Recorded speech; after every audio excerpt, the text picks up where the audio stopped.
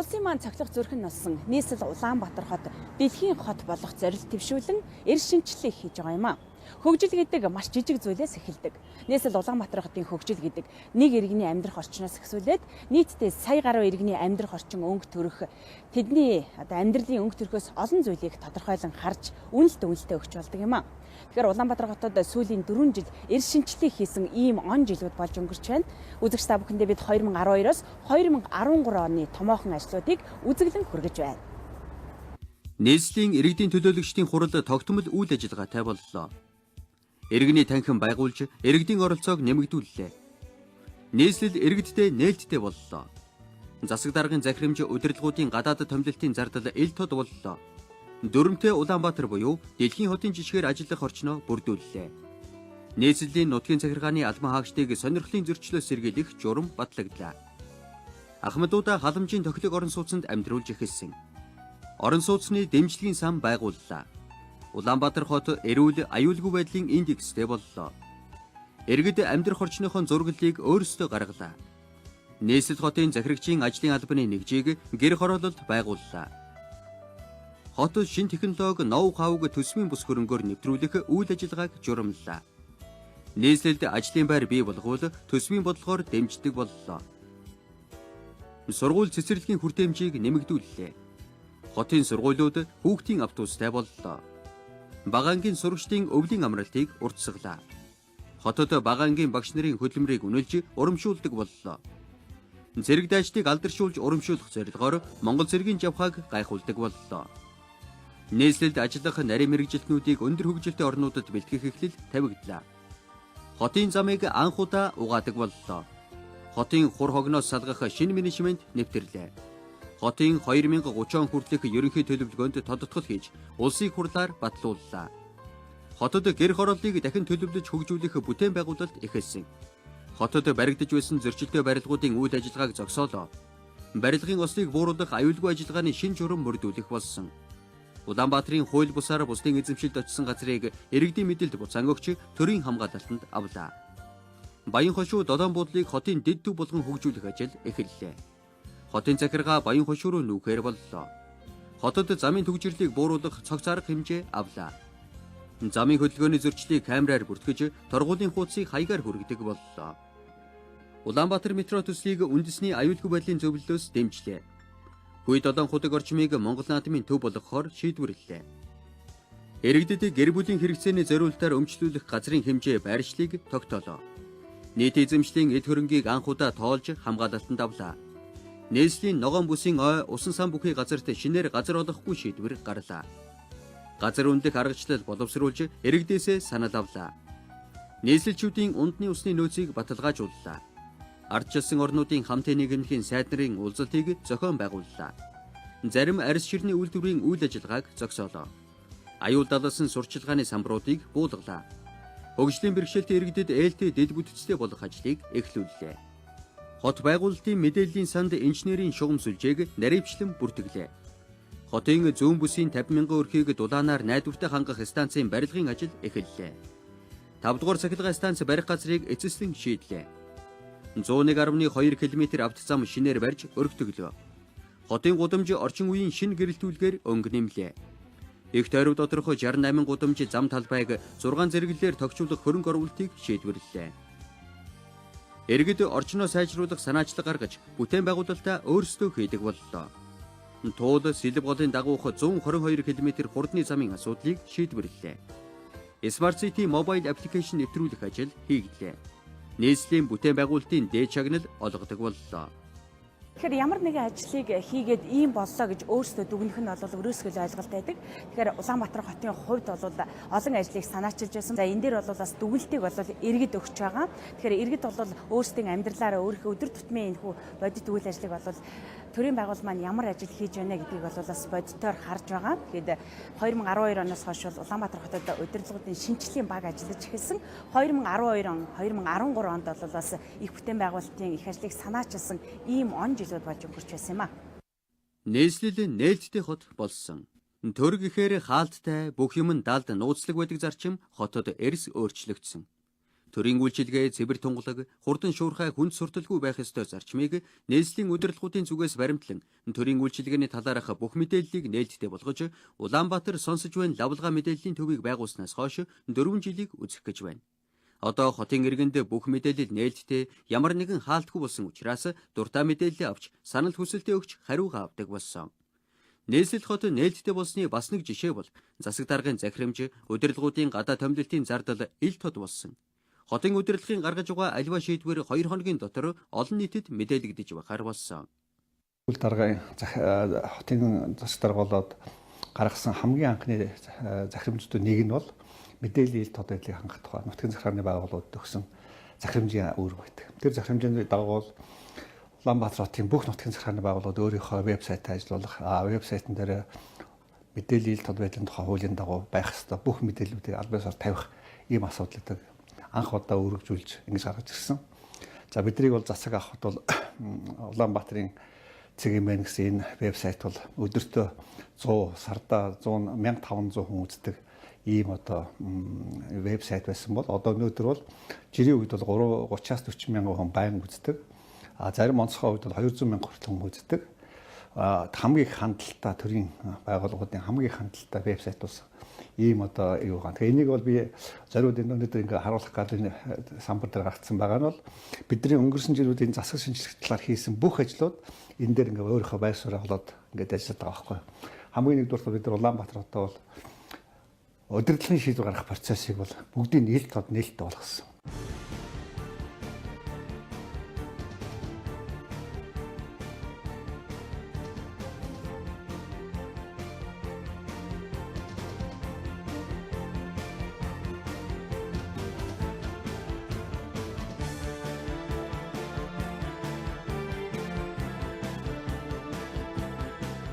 Ер нь манай нийслэлчүүд ч гэсэн ер нь энэ авилга гэдэг зүйлд бол дарлагдаж, дарамтлагдаж их тийм түүрцсэн тийм ээ. Ийм байдалтай болсон их тодорхой байсан. Тэгээд нөгөө талаараа бол авилга бол нийгмийн аюулгүй байдалд эрсдэл учруулсан ийм төвшөндөө хүрсэн байсан. Тэгэхээр зэрэг бол ерөөсөө миний хотын даргуулж байгаа одоо хамгийн одоо нэг чухал зорилго бол ерөөсөө энэ хотоо авилгаас салгая гэдэг зорилго тавьж ажилласан. Тэгэхээр авилгаас салах одоо нэг үндсэн одоо арга хэмжээ, олон багц арга хэмжээ авах хэрэгтэй. Тэрний нэг үндсэн арга хэмжээ нь бол нээлттэй байдал. Аль болох бүх юм их тодорхой тийм ээ. Одоо жишээ нь одоо төсөв хөрөнгө нь хаашаа ямар шийдвэрээр зарж гэн, нөгөө татвар төлөгчдийн мөнгөө яаж ашиглаж гэн, хотынхаа хөгжил рүү оруулж гэн үү, эсвэл одоо дарга нарын эрх ямбанд оруулж гэн үү, тийм ээ. Энэ бүгдийг бол тодорхой болгох хэрэгтэй. Шийдвэрүүд тодорхой болгох хэрэгтэй. Жишээ нь бол засаг дарга болоод гарч ирсэн гаргасан хамгийн одоо ихний захирамж бол тухайн шийдвэр Улаанбаатар цэгийн маань гэдэг вебсайт дээр 72 цагийн дотор тавигдаагүй болвол тэр шийдвэрийг хүчингүй гэж үзнэ гэж тийм ээ. Яг бол тэр шийдвэр гэж үзэхгүй гэж.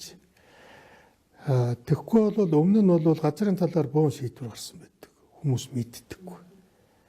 Тэгэхээр нэг мэдсэн чинь нэг айлын үүдний газар авчил өгцсөн байдаг тийм ээ. Тэгэл нөгөө цонхыг хаагаад өндөр барилга барьцдаг.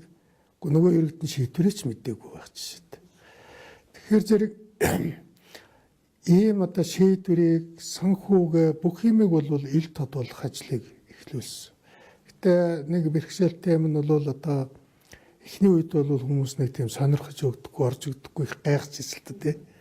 Гэхдээ энэ ч одоо шийдвэр чи ил тод байгаа ч гэд нэхэд байдаг. Ил тод болохоор зэрэг нэг сонирхож өгдөггүй тэгээд нэг сайн сонирхдагчгүй байдалтай.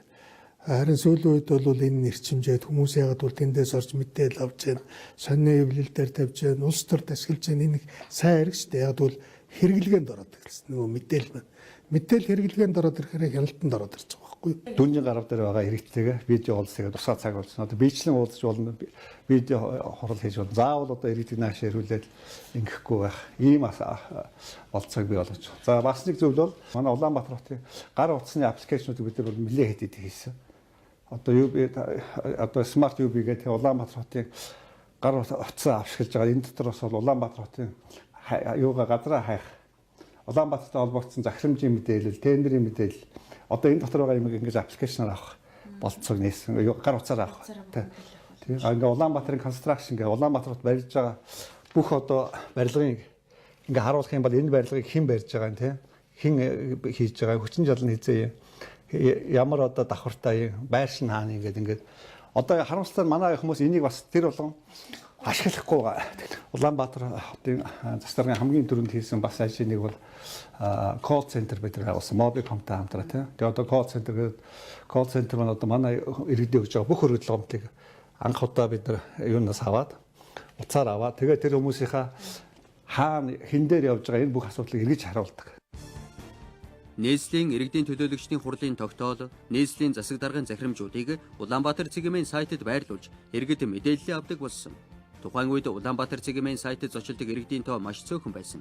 Тэгвэл одоо өдөрт хэдэн 10 мянгаараа зочилж хотынхоо мэдээллийг авч санал хүсэлтээ илэрхийлж байна.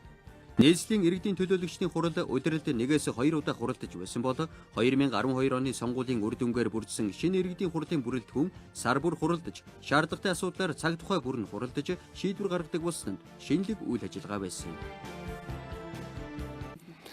Би энэ хурлыг хуулийн дагуу ажилуулнаа. Хуулинд иргэдийн хурал ямар төвшөнд яаж ажиллах ёстой юм тэр төвшөнд авч ажиллах хичээнэ л гэдэг тийм л өгүүлбэр би хэлж ирсэн. Тэгэхээр энэ дээр яасан гэхээр иргэдийн төлөөлөгчдийн хурал гэдэг бол тухайн шатны иргэдийн хурал гэдэг бол тухайн нэгж дээрээ нэгжийнхаа үйл ажиллагааг одоо бодлогын түвшинтэй хэрэгжүүлж байдаг олон гол шийдвэр гаргаж байдаг хуулийн хүрээнд тийм л байгуулга юм шүү дээ. Түүнээс нэг жилд 1-2 удаа хуралдаа нэг төсвийг баталсан болоод ингээ бос үед наалга болчих тийм байгуулга ерөөсөө биш. Одоо бидний хэлдэг хотын өмнө энэ хогны асуудал, тээврийн асуудал, хөдөлмөр эрхлэлтийн асуудал, тэгээ бүтээн байгуулалтын асуудал, төсөв хөрөнгөний асуудал, тодорхой хэмжээний үн тариф тогтоох асуудал, тийм ээ? Татрын хувь хэмжээ одоо дээшээ доошоо хязгаар тогтоох асуудал, газрын асуудал, өмчийн асуудал энэ бүх юм чинь дандаа хурлаа шийдэгдэх. Хуулийн дагуу. Ер нь иргэд шийдвэр гаргаж байгаа энэ үйл явц бол үр дагавар нь ч гэсэн их сайн байдаг. Яг иргэд одоо ингээд шийдээд тэр өөрийнхөө жижигхэн амьдрах орчноо тогтчуулаад сайжруулсан одоо үйл ажиллагаа нэг тендеринг компани очоод одоо нэг хүмүүсийн амьдрах орчныг сайжруулсан үйл ажиллагаа хоёрын хооронд чанарын хувьд тэнгэр газар ялгаа байдаг. Иргэд оролцоод хийсэн зүйл бол үнэхээр нүдэ олсон байдаг. Үнэхээр хэрэгцээг хангасан байдаг. Тендеринг компани очиж хийсэн тэр орчны тогтцолт бол ерөөсөө үнэндээ чанар шаардлага харахгүй дараа нь хогийн сав болоод үлддэг байхгүй юу.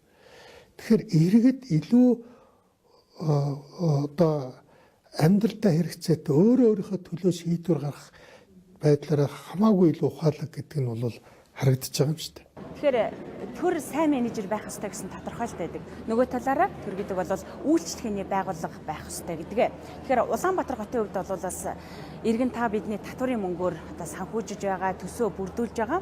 Тэгэхээр яг энэ хэрээр эргээд бид бас бидэнд төрийн үйлчлэгийг эрүүл аюулгүй орчинд ямар нэгэн хүн сурталчилгаа үзүүлэх нь бол гол зорилго байгаа. За нийслэлийн шинжлэлийн багийн гол зорилт бол энэ болон ажиллаж байгаа юм а. Хот нээлттэй болсны нэг жишээ бол тухайн үед замын хөдөлгөөний ачааллыг бууруулах арга хэмжээ авах, тэр дундаа автомашины дугаараас хамааран хөдөлгөөнд оролцуулах шийдвэр нь хотын удирдлагуудынх бус иргэдээс санал авч тэдний шийдвэр байсан эхний ажил байсан юм. Альва шийдвэр гаргахдаа иргэдээс асуудаг болсны тод жишээ нь дээрх шийдвэр цаашлаад сурчлагын самбар буулгах ажил гээд олныг дурдж болно. Одоо өнгөрсөн хугацаанд дэс хамгийн том ажлын нэг бол энэ Улаанбаатар хотын эрүүл аюулгүй байдлын гэсэн. Улаанбаатар хот одоо хаана хамгийн их одоо бохирдолтой байна, хаана хамгийн их гайгүй байна, хаана хамгийн их асуудал байна. Энийг бол яг хаж хийсэн гэдэг бол хүмүүсийн хийсэн ажлыг бол тайлан мэдээ юм уу хийсэн хурал зөвлөгөөнөр биш. Яг одоо хөрсөн бодит үр дүнгээр одоо шил энэ дээр ингээ бид нар тайлан гаргах юм бол Улаанбаатар хотын эрүүл аюулгүй байдлын гэсэн сүүлийн үеийн тайлангууд ингээд гарч ирнэ. Одоо шил бид нар бол ингээд нийслэлийн тайлан гаргах ингээд дүүргээр нь сонгох тийм ээ. 152-оор бид ингээд сонгоцсон байна. Одоо нэг хүн ногоон байгууламжийн хэмжээ. Одоо энэ ногоон байх юм бол одоо гайгүй дүүргүүд нормал одоо хотын төвшөндөө байгаа. Энэ улаан нь бол одоо шил баг шийтэй. Нийслэл Улаанбаатар хот шууд ардчлалыг хөгжүүлж, иргэдийн оролцоог нэмэгдүүлэх ажлын хүрээнд нийслэлийн хороодод 2012-оос 2013 онд иргэний танхимыг байгуулж өгсөн. Иргэд иргэний танхимдаа ирж аливаа асуудлаар санал солилцох, хэлэлцүүлэг өрнүүлэх, нийслэлийн удирдлагуудаа бэжлэн уулзах зэрэг төрийн үйл ажиллагаа явдаг бас нэгэн бичил орчин болж хөгжсөн. Улаанбаатар хот өөрийн гэсэн дүрмтэй болсон. Хотын үйлчилгээг сайжруулах багц дүрмийг иргэдийн оролцоотойгоор боловсруулснаар газар ашиглалт, хот төлөвлөлт, эрүүл мэнд, аюулгүй байдал, ногоон байгууламж зэрэг хотын амьдралын олон асуудлын зохицуулалт нь Улаанбаатар дүрмээр зохицуулагдана. Бидний хувьд бол бас нэг энэ 12-13 онд ихсэн нэг чухал зүйл бол Улаанбаатар хотыг дүрмтэй болгох тухай асуудал байсан тийм ээ. Одоо би санаж байна UBS телевизтэй хамтран дүрмтэй хот дэлхийн Улаанбаатар дэлхийн хот гэсэн ийм зураг нэвтрүүлэг явсан. Тэрний дагуу одоо бид нар Багнуур, Налаах гэсэн хоёр хотыг дүрмтэй захирагчтай улс төрийн нөлөөлөл байхгүй.